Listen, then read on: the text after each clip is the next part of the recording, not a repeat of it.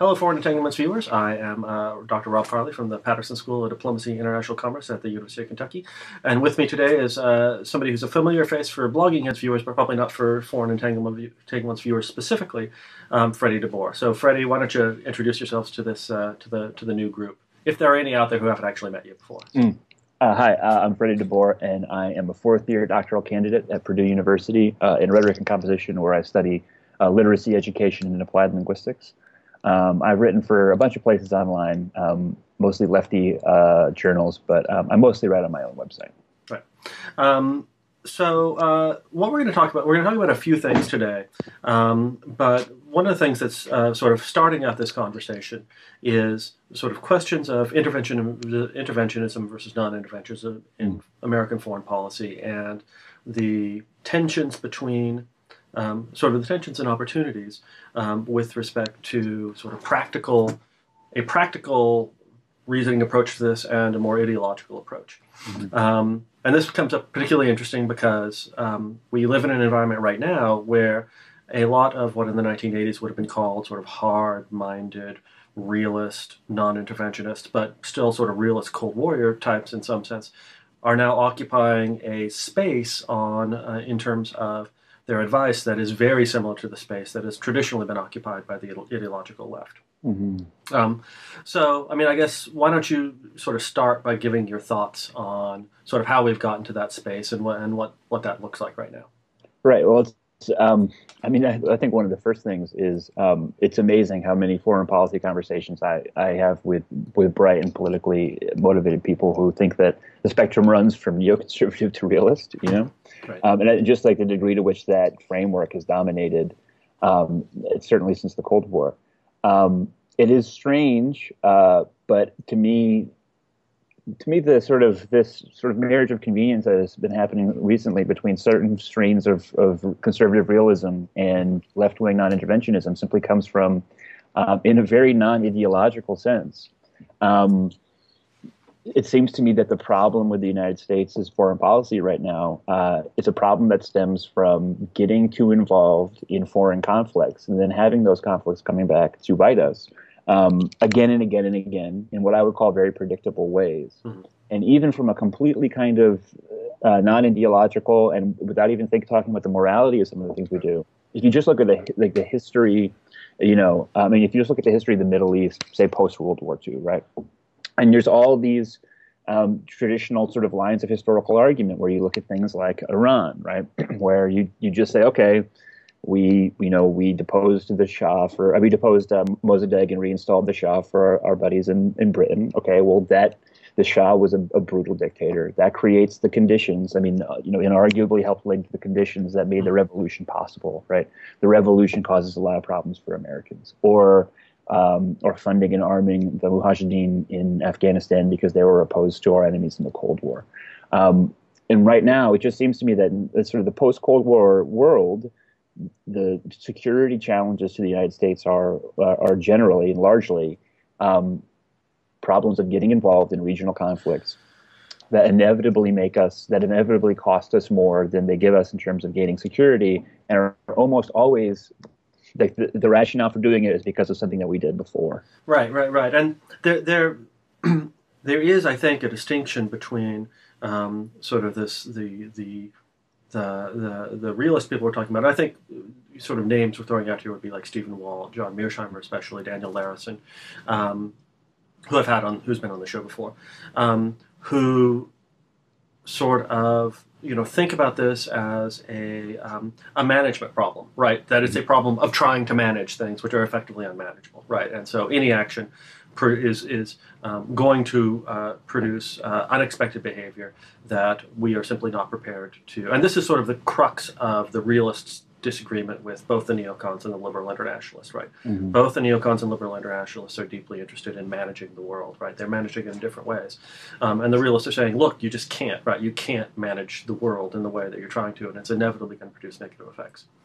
Whereas sort of the place where sort of leftists start is a little bit different, right? And there are there is also this management concern, right? There's also, I think, this belief I mean, I think there are probably differences, right? Because there are some high modernists on the left side too, but there's also sort of a belief that this kind of management is not only probably doomed, but also quite wrong, right? Mm-hmm. And so it's deeply problematic from a whole bunch of areas. But that leads these two groups into an enormous amount of agreement with respect to the current U.S. policy in not only the Middle East, but also in Ukraine and other places. Right.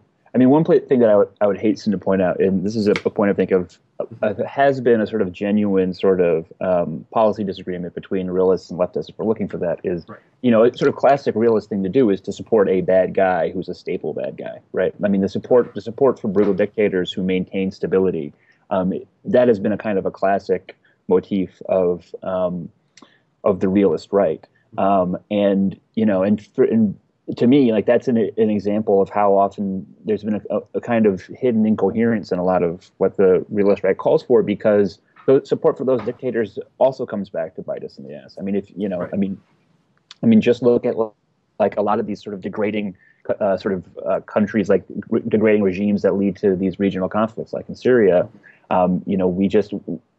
The idea that a strong man necessarily creates long-term stability just does not seem defensible to me. But yeah, I mean, it does leave us in a position where I think it does this sort of central insight that both realists and leftists understand is that good intentions aren't worth much, right? And there's probably no better example of that than Libya recently, which it's a situation in flux and things are always changing, but things look very, very bad in Libya. Right. And that was a conflict that was undertaken for explicitly humanitarian purposes. I mean, like the justification of intervening was to save lives and to hopefully create a stable post-Gaddafi Libya. And instead, what we've got is war for control and brutal oppression of right. homosexuals, and right. And it's one of the what's not fascinating, what's sort of tragic about the Libya. I mean, certainly are people who sort of doubt that humanitarian impulse and want to assign, and every intervention, of course, does have multiple impulses. There's no question, right? Create a stable Libya, and a stable Libya becomes economically productive and sells its oil. But in the case of Libya, more so than in the case of Iraq, right? It seems it seems the explicit justifications actually do kind of match up with what I suspect the real motivations were, right? I really genuinely believe that the Obama administration thought it was getting into this. It just thought, it sort of proves again that good intentions, as you suggest, good intentions don't necessarily matter, right? Even if you have the right intentions, you're not producing an outcome here that is sustainable, that is better than the outcome that had existed before. We sort of set aside, Libya might have descended into civil war anyway, right? These are unknowables, but. Yeah, I mean, I think Samantha Power is one of the most sincere human beings I've ever heard speak in my life. I don't doubt for a second that Samantha Power is completely sincere about her humanitarian impulses. And I in general, I mean, do I think that oftentimes people who make sort of liberal interventionist arguments are useful idiots for people who want to, exploit resources or whatever? Sure. But I'm not someone who generally thinks that people who get involved in foreign conflicts for humanitarian reasons are dishonest. I think that they are profoundly naive about the limits of military power in order to secure stable and just outcomes.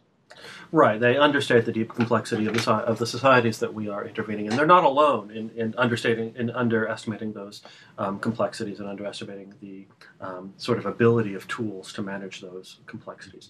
But they certainly underestimate them. Right. So part of my, I think that most of the conversation thus far has been, probably stuff that our viewers understand and have noticed in the past.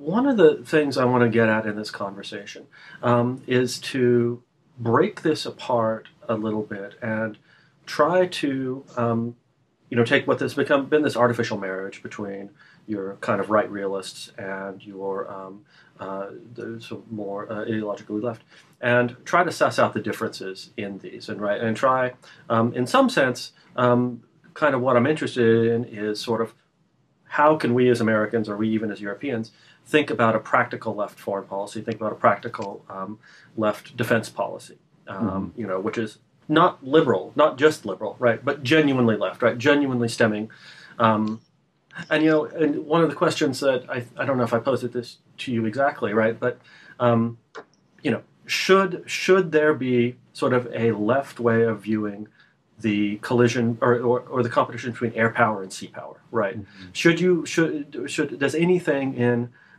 what we are broadly calling, and we know we're putting together a great big mishmash when we do this, but is there anything in terms of principled leftism that can make a preference between sea power and air power? Questions like that are kind of what I'm interested in right now.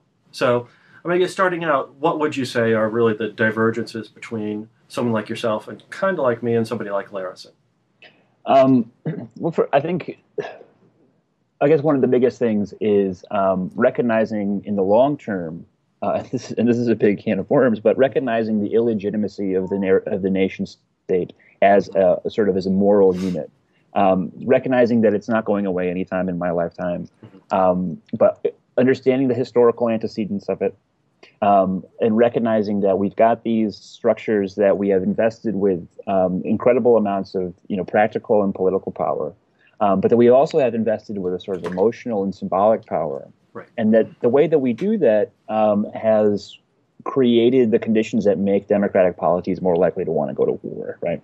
And so, for example, maybe this is just an artifact of the post 9/11 world, but in Iraq, the question of whether or not the lead up to the Iraq War, the second Iraq War, the question of whether or not we were going to go was inextricable from questions of what I would call sort of explicit nationalism and national greatness narratives.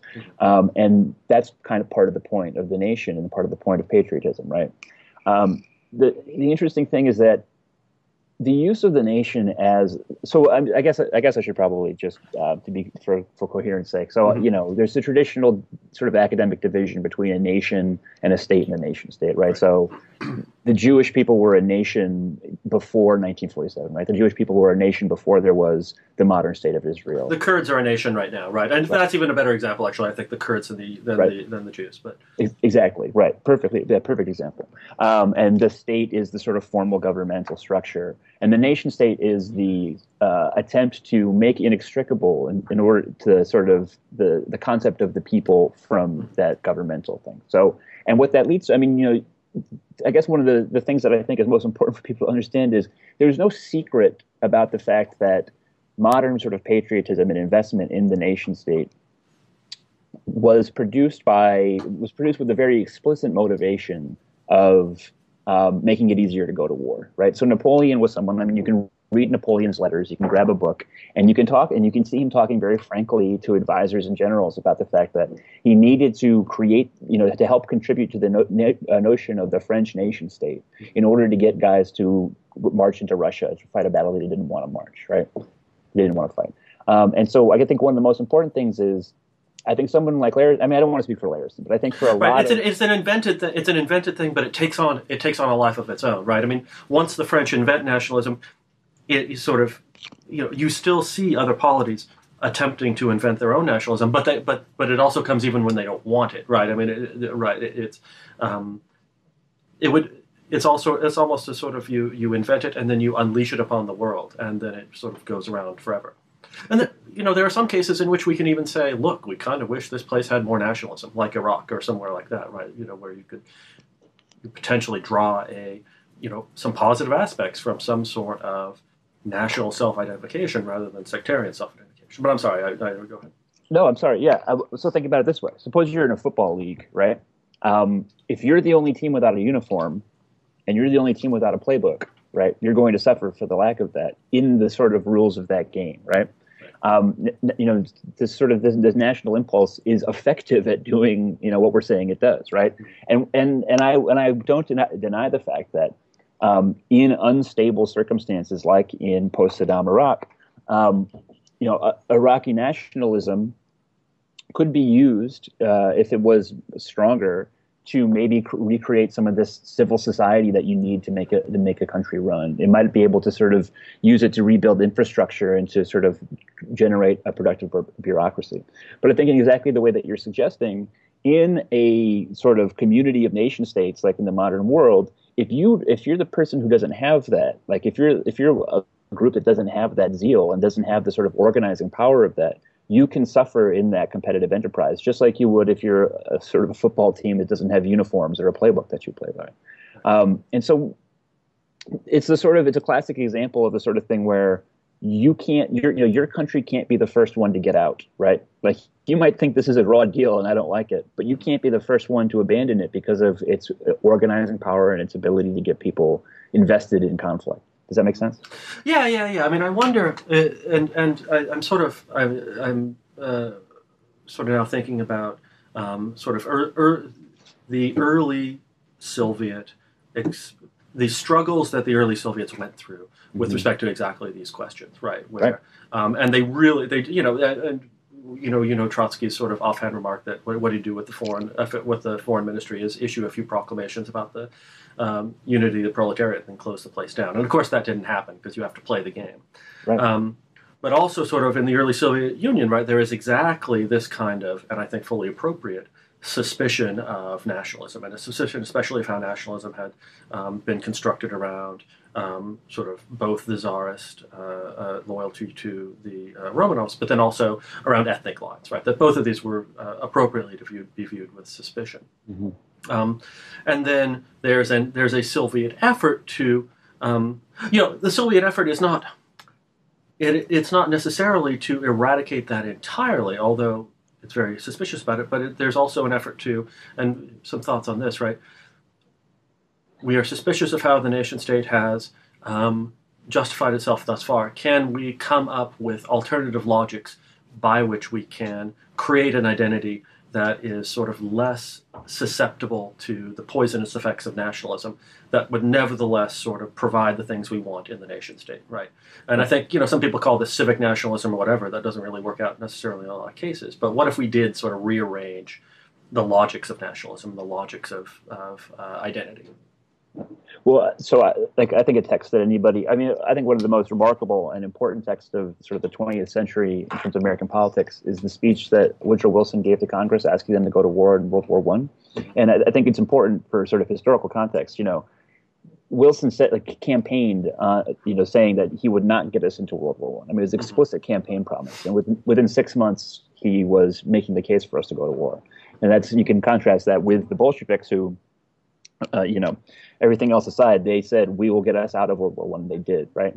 But if you look at that document, right, it is a very sort of, to me, it's a sort of a birth of a certain kind of modern statecraft, and where, he works to sort of associate the United States with these ideals of sort of an international community. But he's calling us to sort of the guarantors of freedom.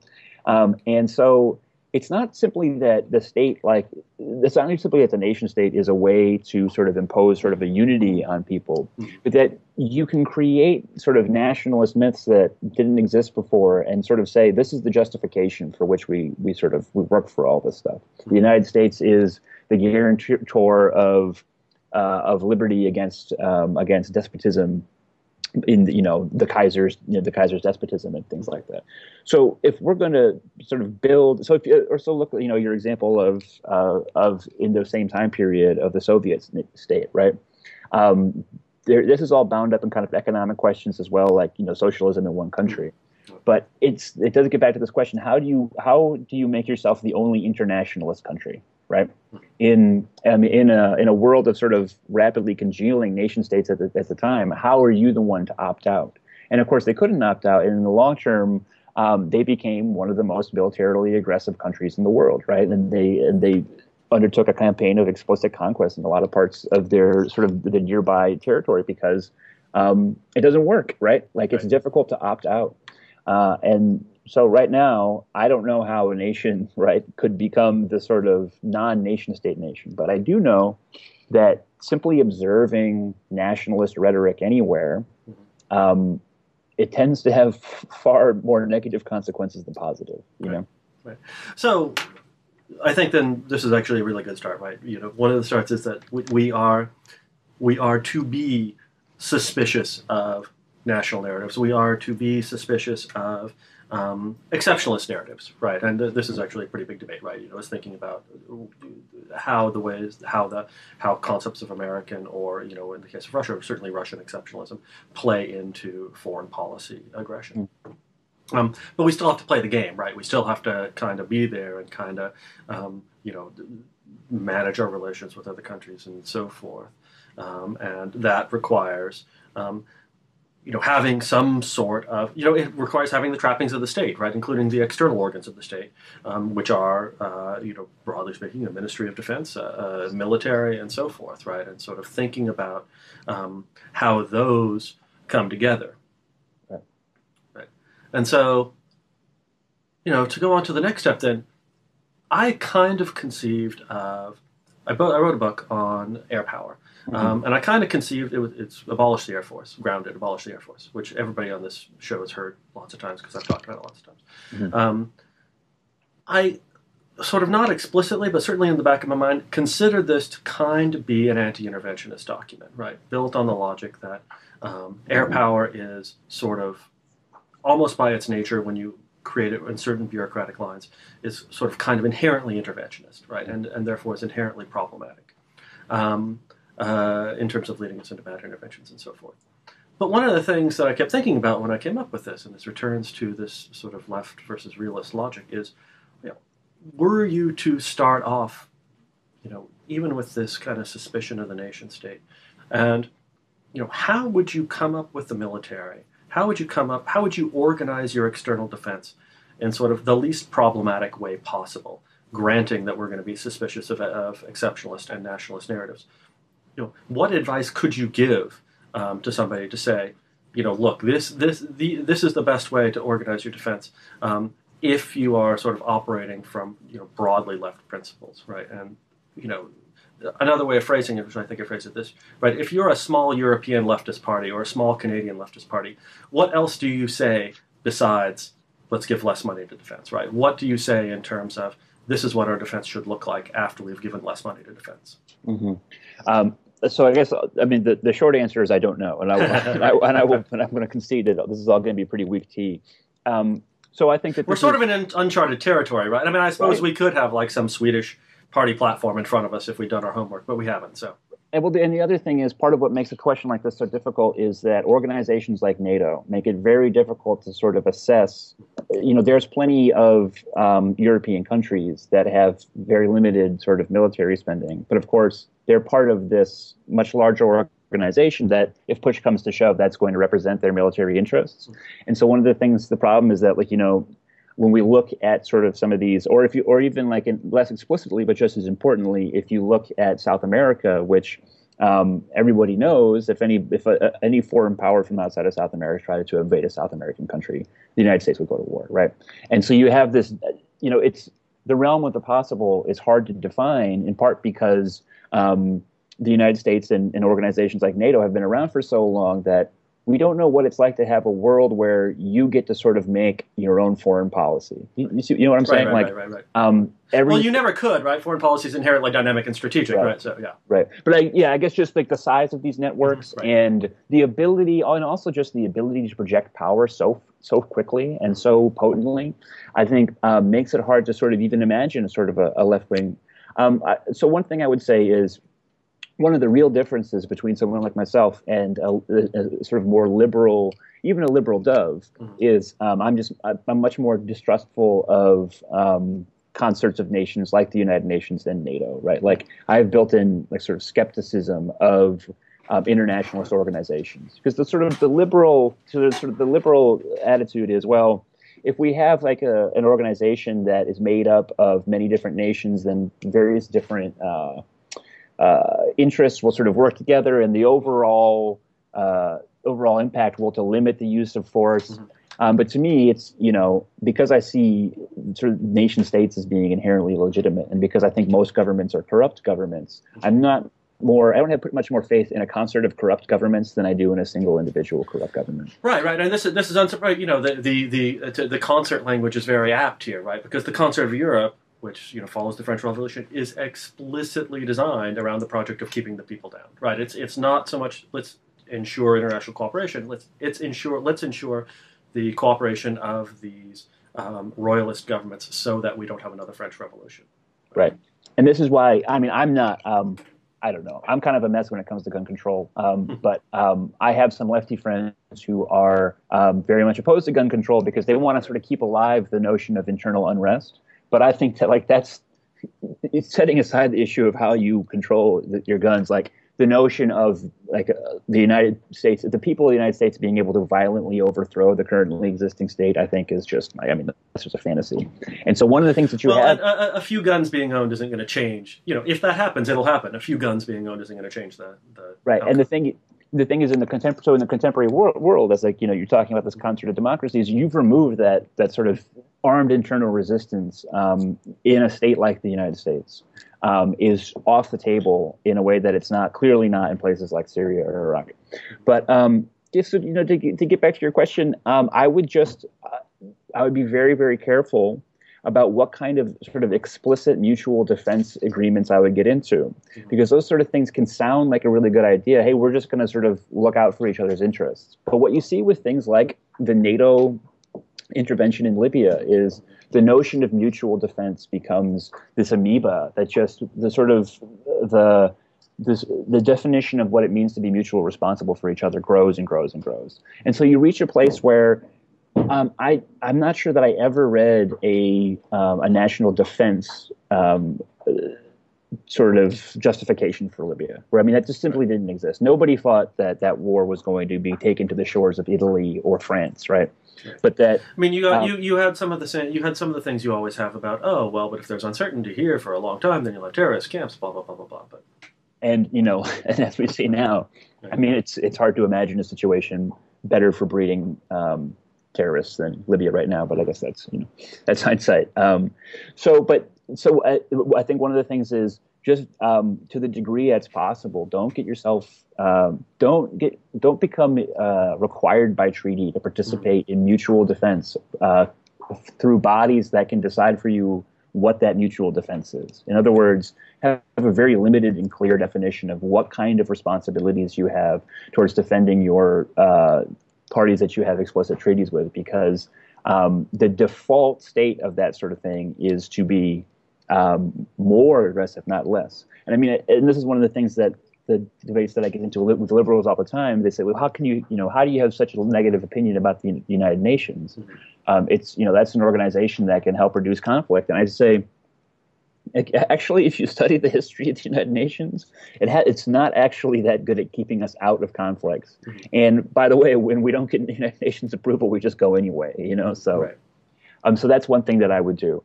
The question of air and sea power, I think, is super interesting. And I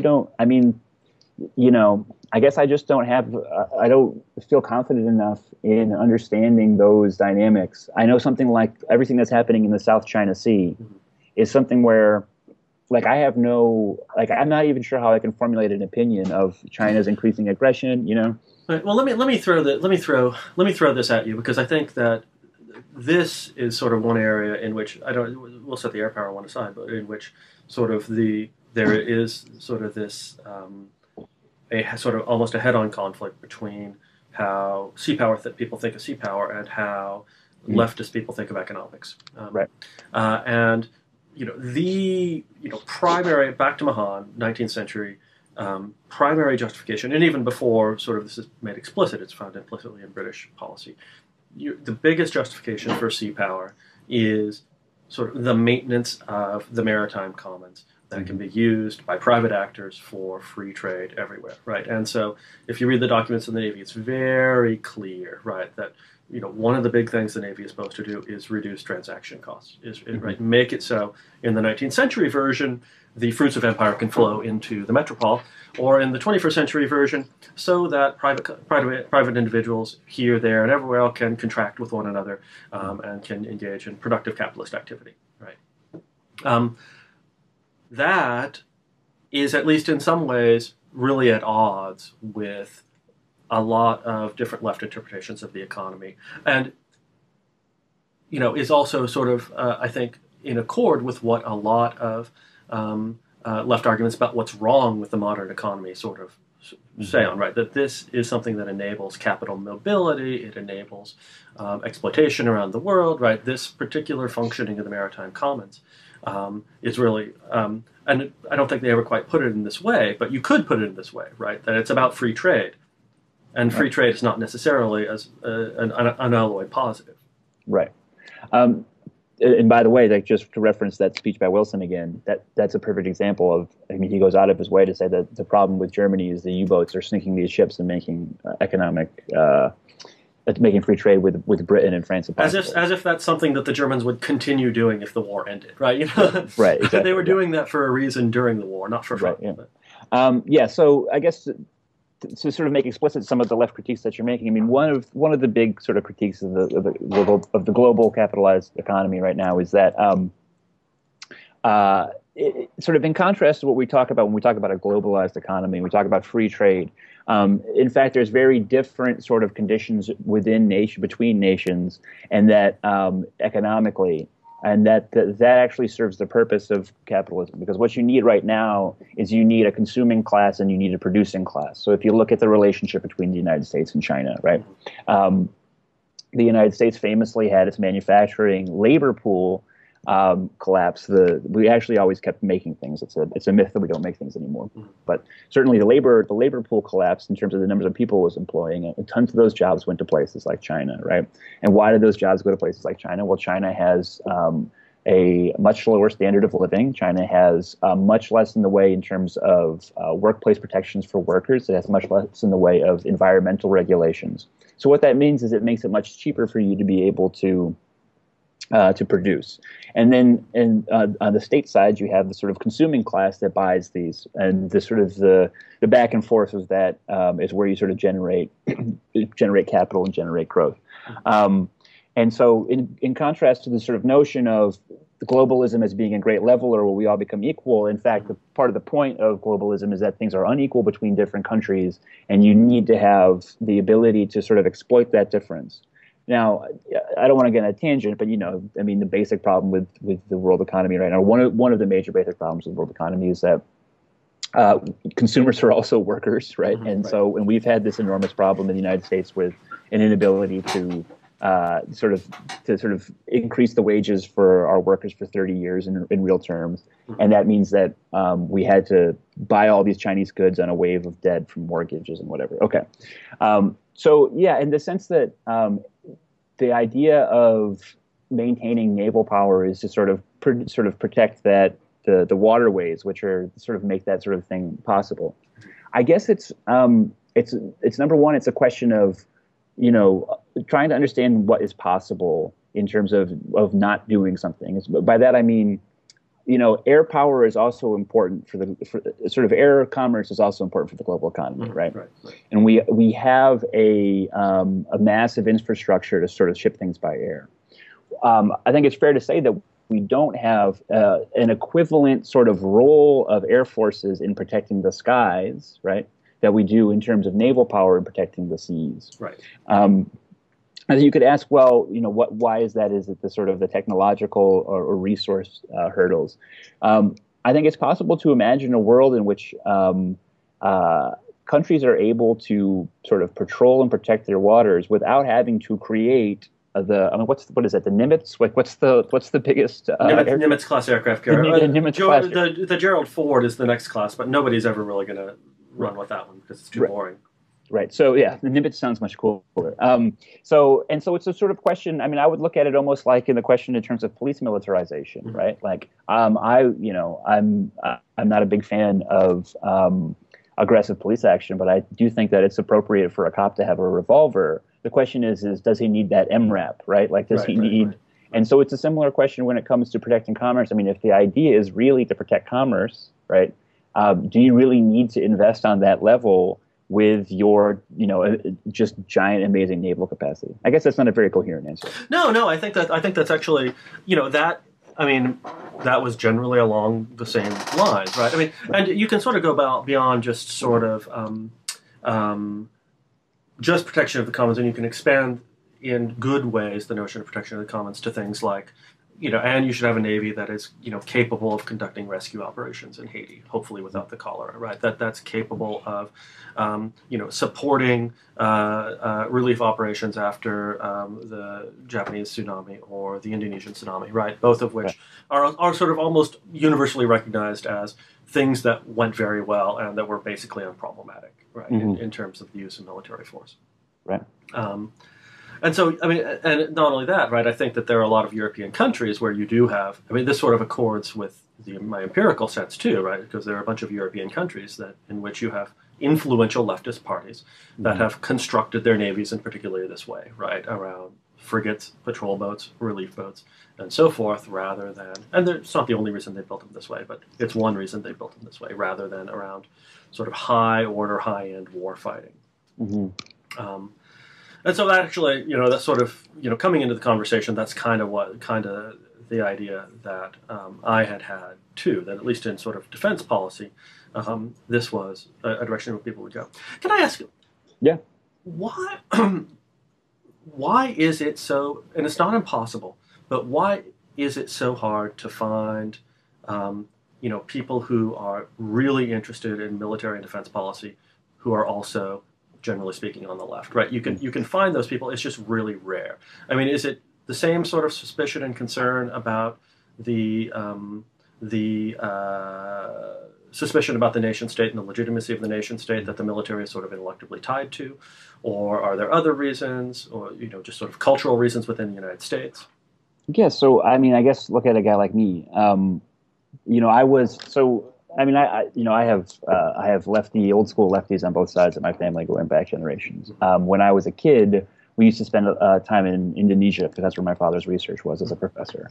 And, and he made it it was a high priority for us to understand the reality of the Suharto government at the time and how the United States was complicit in that government and the history of 1965 and how the United States was complicit in that. And so for me, and that began, for me, a lifelong exploration of really evil stuff that the United States has been engaged in. So if I start to explore that sort of thing, it's hard to separate the research and intellectual side of that from what it's been historically used for. And I also think that nowadays online you have these cultures that are built around sort of, hey, this is cool, let's investigate this. But those tend to also be kind of on the fanboyish side, right? Right. Now, it's not universal. There's a guy, Adam Weinstein, who writes for Gawker Media, and he has a new vertical. And he's a guy who's a political leftist who served in the military and who is a lot of deep interest in these things. But yeah, I think it's one of those classic examples of also, I think people are afraid to be perceived as being the first, right? Like, in other words, if I go to a big lefty meeting, I know there's going to be a lot of pacifists there, or a lot of people who are just deeply, deeply opposed to the projection of a military power. So I'm not likely to say, yeah, I am also, but I also think that this kind of ordinance is really cool. You know what I'm saying? Right. Yeah. No, yeah, that makes sense. Yeah. That makes sense completely. But like, I just think that, I think in general, the lack of a left-wing, non-interventionism. The fact that non-interventionism is found in places like the American Conservative, which I think is a great magazine in some ways, and disturbing in a few other ways. But that's, the name is the American Conservative, right? Right. And I guess the sort of one of my reasons I have historically been frustrated with this is that I know that you are fairly critical of sort of the rise, within the blogosphere, but also in other places, of the technocrats, right, and handing policy over to the technocrats. And, Ezra's kind of a friend of mine, and so, but he sort of exemplifies this way of writing and looking at the world, right, which is, there are public policy problems, you hand them to the technocrats process them, and you get something on the other end, right? And one of my frustrations with defense and military policy is that there are two kinds of people who are interested in it: the technocrats and the right-wing exceptionalists. And that's all you have, right? You just have those two groups, which means that, at best, you're getting a non-ideological, budgetary, statistical rendering of defense and military questions. And at worst, you're getting a lot of rah-rah completely unhelpful analysis on the other side. But at the same time, I sort of appreciate the reasons why that is. Yeah, I think that part of it is, military history and military tactics and military technology. I think that these are fantastically complex subjects. And I also think that they're the kind of subjects where, unlike a lot of other subjects, people don't feel confident weighing in when they feel like they lack perfect information. In other words, I think if the topic is education, I think people who without a lot of background in education policy are willing to sort of take a stab at it. Let's eliminate tenure. Right. Exactly. That's exactly right. It just seems like, those teachers in Los Angeles, they just don't work when they get in trouble, so we should get rid of the whole thing. But I think that there's a far greater fear of sounding stupid when you're talking about the military. And I also think that part of that just comes back to the fact that a lot of us who do this stuff online are nerds. And, military stuff is kind of still sort of perceived, even though so much of it is so technical and so sort of nerdy, military stuff is sort of perceived as sort of guy's guy kind of things. And it can be intimidating for us kind of who grew up reading books to approach it from an intellectual angle, Right. No, so I'm actually I'm a research assistant right now at the Military Families Research Institute here at Purdue, which is a program for sort of examining the effectiveness of various kinds of post-deployment programs for soldiers, and looking at things like how outcomes are different for reservists who get traumatic brain injuries as compared to the active component.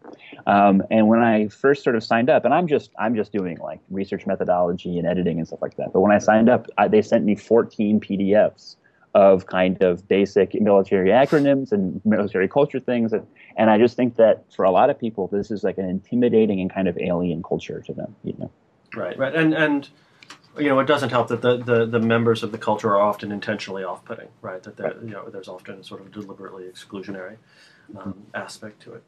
Right. I think we've touched on major points here. I don't have anything else that I really wanted to dig into. Is there something else you wanted to talk about before we go, or? Not really. I mean, it just seems to me. I would be interested to see if you kind of find this take of mine about sort of the post-Cold War world kind of persuasive, which is that, I mean, I know that history is complicated, and you don't always ever want to be too kind of prescriptive in how one thing leads to another. But like, if you look at our redeployment of troops to Iraq, which right now, of course, is just the claim is just advisors or advisory capacity, but it's like, the justification for why we have to do that is because we broke it in the first place, and now there's ISIS, right? And we're implicated in that, and so we have to go back in. And the reason that we had to go in 2003 is because we failed to finish the job in 1990, right? And in 1990, Saddam literally was using weapons and money that we had given him to fight the Iranians, right? And we had to oppose the Iranians because we deposed Mossadegh and installed the Shah. And it just seems like, Afghanistan, just connecting the dots, from opposing the Soviets in Afghanistan to the Mujahideen I don't understand why more people don't just sort of say, boy, it sure seems like every time we intervene, right, we're creating the conditions for our future interventions, and they always end up hurting us. And they hurt both in terms of this stuff coming back to hit us, but also we have to keep paying, and we have to keep sending troops, and we have to keep getting more and more invested. Right. Like, that just seems so non-ideological to me. Yeah, it's fascinating. It's fascinating, right? Because I come from a background that I think is more interventionist than you, more interventionist than, say, Daniel. I used to call myself a liberal hawk, but I can't do that anymore, even in good conscience. Even among liberal hawks, I can't say that I'm a liberal hawk because I just don't agree enough with them. I guess there are two observations. One is sometimes it's, it's correct that we have created such a horrible situation that it will get more horrible if we don't do anything about it, right? That this first moving thing has started something, and ISIS does kind of look like one of those situations, right? And so if you could figure out a way in which trying to trample on as little as possible, right, And you are already aware of all of the caveats and problems with that thinking, right? But it still comes from places which aren't aren't horrible, right? That it would be bad if ISIS took over. And we can't rely on the balance of power. And I think it's actually absolutely true. We can't rely on the balance of power to operate in Iraq, right? Because it might, we're not guaranteed to have a good outcome. Right. In the non-interventionists' favor, something that just has been coming out in the last weeks and that hasn't sort of gotten enough note. So the classic moment in American Cold War history where we did step away is with respect to Vietnam in '75, right? And it's just like, no, it's over. If you guys can't manage it, then goodbye. We'll pick up as many of you from boats and we'll fly our helicopter off your embassy. But we're sorry, done. we assassinated your prime minister. Yeah, sorry. Yeah, you guys didn't really like him anyway, which is true. But we're just going to step away and let the chips fall. Right. From even sort of an internal to the Cold War realist point of view, balance of power point of view, that has worked out fabulously well, right?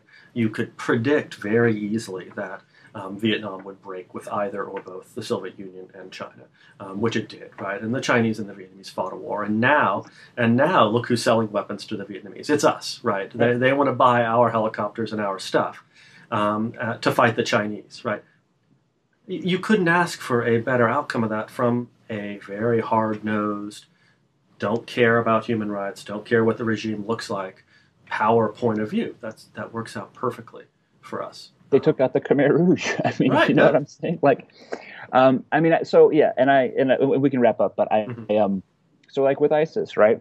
I mean, the inevitable question is, what's the post-ISIS Iraq look like, right? And if you can't articulate a very plausible scenario, right, that the post-ISIS Iraq is not simply going to turn into the creation of another conflict, that's where I don't know where to go with ISIS. Where, like, I'm a really big believer in the idea of civic infrastructure, and civic infrastructure is not just bridges and office buildings, but it's also the people who become the bureaucrats and become the government employees who make a state function. And the problem with Iraq right now is those people are dead or they fled, and you can't blame the ones who fled. And I don't. So if you look at Afghanistan, I mean, Afghanistan became the perfect breeding place for Al Qaeda, not just because of radical Islam. I think that's certainly implicated, and not just because we and the Soviets were pumping all this money and this training and this ordnance into the country, but because after 10 years of war against the Soviets, just the civic infrastructure was destroyed. Right. And what the Taliban had going for them more than anything else was they said, whatever else, we're going to actually just take control. I mean, they implemented, in the basic sense, like the most basic sort of provisions of governance that people need. Mm-hmm. And so then you say to yourself, okay, well, in the post-ISIS world, how do we do that? I guess we got to deploy 110,000 troops back but that didn't go so hot the last time. So right. I mean, that's part of my frustration too, right? Is that, and there are legitimate critiques of the Obama administration from the right that are making this point, right? Is that what we have right now is not only is it a plan, they're not a real plan for a post-ISIS world. There's not a plan to get to a post-ISIS world, right? That the intervention the military intervention as currently being executed would seem to have remarkably little chance of actually rolling back ISIS gains in any sort of meaningful way, which means that we're just spinning our wheels, and it's really hard. Although, sometimes life is just spinning your wheels for long enough until something else happens, but that's not necessarily a convincing or enthusiastic way of thinking about policy. Right, and it's just like to me it's the response to anyone who says, well, okay, if we need to build civic infrastructure, let's go back in and build it. Is we tried that for 8 years and we utterly failed.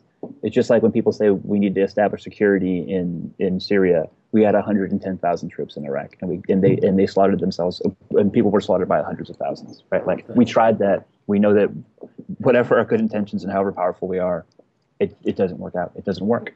So. Right. There's a story to be told about security force assistance here, right? About trying, because an army can actually be one of those sort of institutions of civic engagement, of civic infrastructure, right? And our ability to build even an army where you would expect us to succeed has been remarkably limited over the past 2 decades. It's the army we built for 8 years that dropped their weapons and fled from ISIS, right? So, all right, well, Freddie, this has been fantastic, and thanks for coming on. Hey, thanks a lot for having me, Rob. I appreciate it. All right. And for Entanglements viewers, thank you too.